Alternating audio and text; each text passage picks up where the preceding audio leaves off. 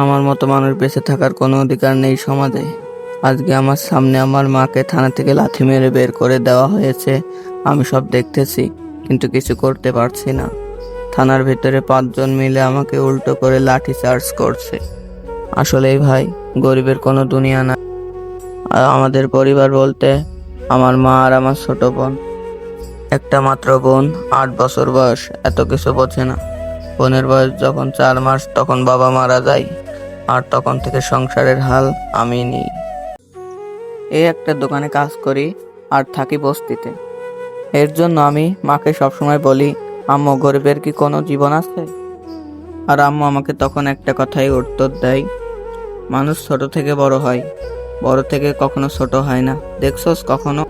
আম্মু তখন বলল, আমারও অনেক আশা আছে তোকে নিয়ে, অনেক বড় কিছু করবি, ভালো কোনো ভার্সিটিতে চান্স পেতাম, কিন্তু টাকার কারণে পরীক্ষা দিতে পারি নাই।